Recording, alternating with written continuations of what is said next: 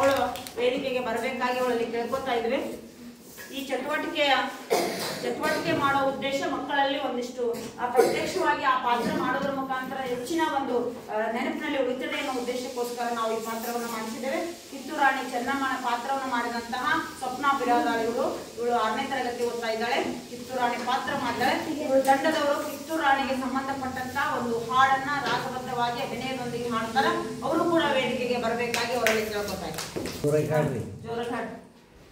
ಕೇಳಿರಿ ಮಕ್ಕಳೇ ನಾಡಿನ ಪ್ರಜೆಗಳೇ ಕೇಳಿರಿ ಹೇಳುವೆ ಮಾತೊಂದ ಸ್ವಾತಂತ್ರ್ಯಕ್ಕಾಗಿ ಹೋರಾಡಿ ಮಾಡಿದ ಕಿತ್ತೂರು ರಾಣಿಯ ಕತೆ ಬಂದ ಬೆಳಗಾವಿಯಲ್ಲೇ ಆ ಕಥೆಯಲ್ಲಿ ವೀರಪುತ್ರಿಯು ನೆನೆಸಿದಳು ದೊಡ್ಡಪ್ಪ ದೇಸಾಯಿ ಪದ್ಮಾವತಿಯ ಕುಲಪುತ್ರಿಯು ಚೆನ್ನಮ್ಮ ತಂದೆ ಒಡನೆ ಪುರುಷರ ವೇಷದ ಬೇಟೆಗೆ ಕಾಡಿಗೆ ಹೋಗಿಯಳು ಕತ್ತೆ ವರಸೆ ಬಿಲ್ಲು ಬಾಣ ಕುದುರೆ ಸವಾರಿ ನಡೆಸಿದಳು ಕಿತ್ತೂರು ರಾಣಿಯ ಮಲ್ಲ ಸಜ್ಜನ ಪ್ರೀತಿಯ ಕಡಲಿ ಎನಿಸಿದಳು ಮಲ್ಲ ಸಜ್ಜನ ಮರಣ ನಂತರ ಕಿತ್ತೂರು ರಾಣಿಯಾಗಿಯಳು ಕಿತ್ತೂರು ರಾಣಿಯ ಸ್ವತಂತ್ರಕ್ಕಾಗಿ ಬ್ರಿಟಿಷರ ವಿರುದ್ಧ ಹೋರಾಡಿದಳು ತ್ಯಾಗರೆಯನ್ನು ತೇಗಿಸಿದಳು ವೀರಗಣಕ್ಕೆ ಎನಿಸಿದಳು.